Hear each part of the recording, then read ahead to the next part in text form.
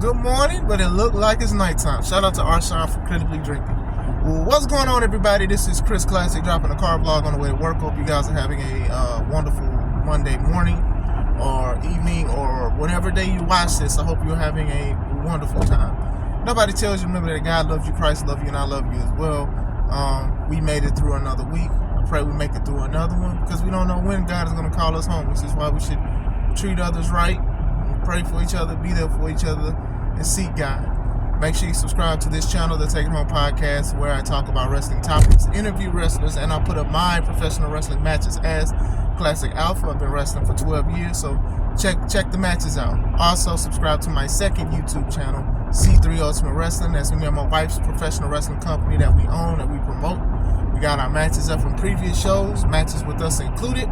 We also have a show coming up April 20th, still the show, in Crown Point, Indiana. If you're in the Midwest area, please check it out. Tickets are $5 off on Eventbrite. I wanted to talk about what everybody else is talking about. Well, there's a lot of things that people are talking about when it comes to the sport of professional wrestling, but I didn't want to talk about Bianca Belair and Jade Cargill. I hope something happens between the two. I do.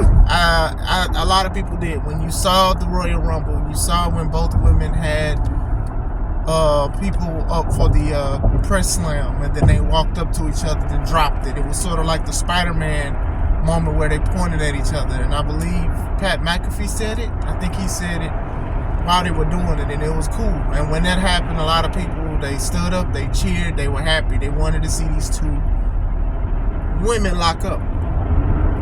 And they did great. They didn't touch each other. They didn't have to touch each other. You told a story without either one of them saying something.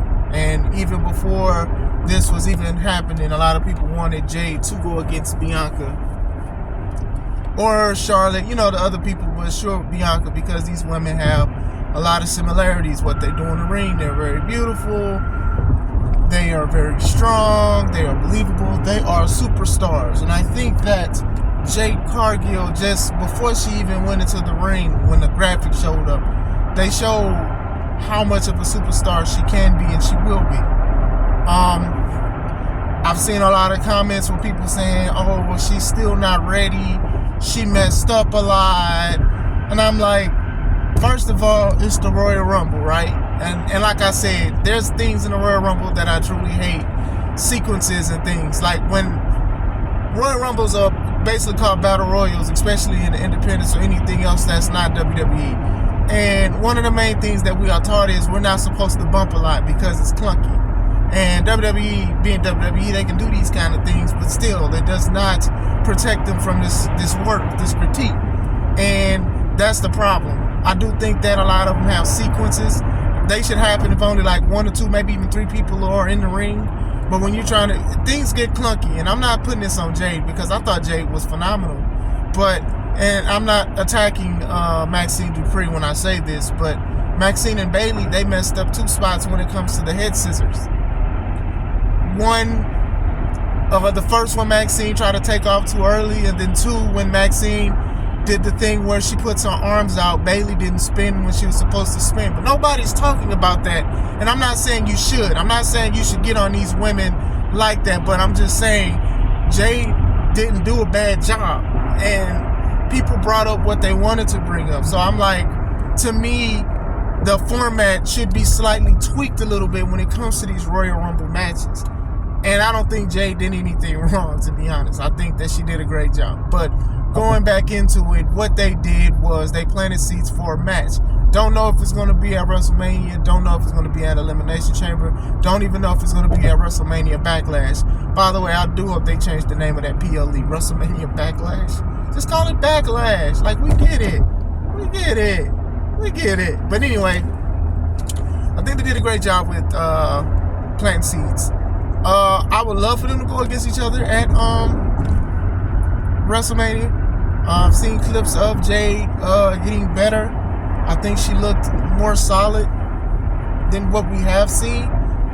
But it's only glimpses of it because it was a Royal Rumble match. So a lot of people got hit and they fell in the corner. Like, these are things that that irk me when it comes to the Royal Rumble, let alone Battle Royals, but I definitely understand it. But we'll see where it goes from here. You know, Bianca has been solidifying herself as a superstar in WWE for the past few years. A lot of people love her, the social media presence. A lot of people are waiting for her show with Montez Ford, loving WWE. I'm looking forward to it. I don't really care for reality shows when it comes to wrestling because most of the time it's fake and it exposes too much. But I'm you know, when they do TKO meetings and appearances and things like that, she's there with Montez.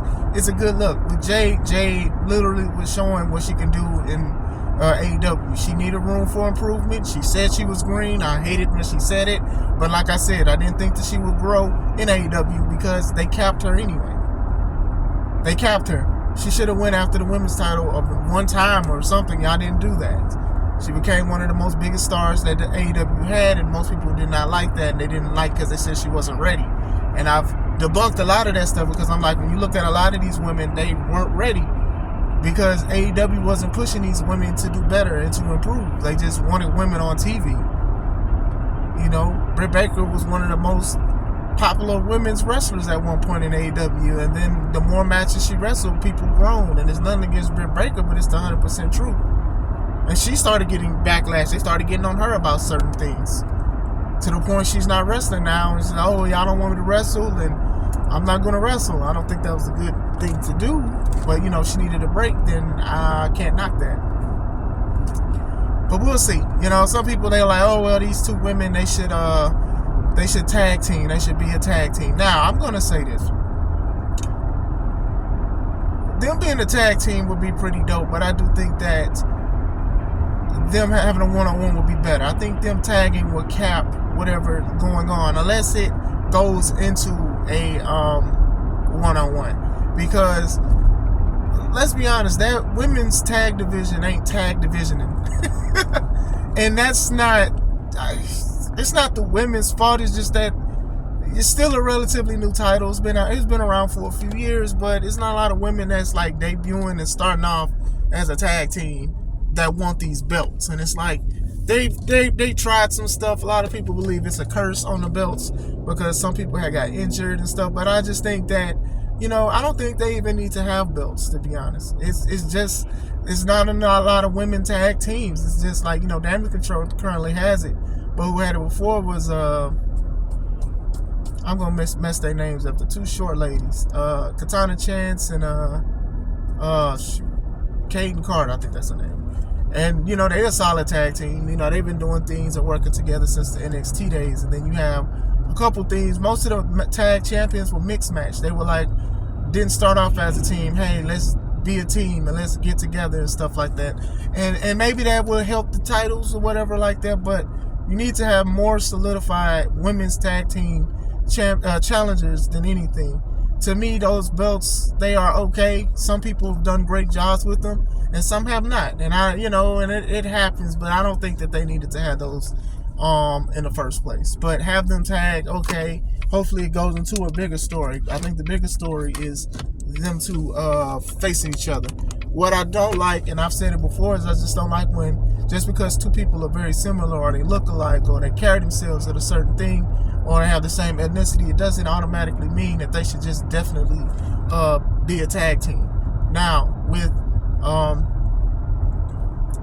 the Korean women, the Asian women, I don't know what they are, so please forgive me.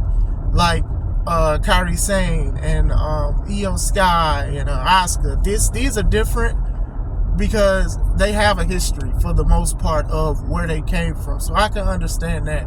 But then it was just like there was a time where it was a lot of black people that did a group picture: Carmelo, MVP, Omos, the Street Profits, and people was like, "Man, we need to have a Hurt Business 2.0." And I'm like, "Nah, we don't need to have a Hurt Business 2.0. The first one was good, damn near perfect. We don't need a Hurt Business 2.0. Just because they black, that don't mean it has to be a 2.0. Why can't it just be a picture?" And I meant that. That video, I got a lot of views on that video, and I meant that. Because my thing was, the first one was underutilized, so why do y'all think adding more people and different people, that would have helped the situation? You know, I would love to see a lot of teams and new things and all that, of course. But still, I don't even want to see another Hurt Business 2.0. They were good. They were good. It was teasing it with MVP trying to be back in Bobby Lashley's graces. Now Bobby Lashley is with the Street Profits with the Pride. That's their name or whatever. And it looked like they're about to get ready to lose to the Final Testament, which is Karrion Kross and the Authors of Pain, who came literally out of nowhere. But everybody, just because they look the same or whatever like that, or they may have the same moments or whatever, it doesn't mean technically they just need to tag just because, they look alike or they're, sometimes it works and sometimes it doesn't. I know a lot of people. I remember one of my guys, he was like, it was two Asian guys, they should team up and be the new Kyanton. It's just like, he was like, nah, you can't do these kind of things, It's just, he didn't mean no harm by it. It's just that you just got to be careful with these kind of things just because they look alike. And some people are against them tagging because they rather see a one-on-one or whatever like that, or they hate that trope that just because they look alike,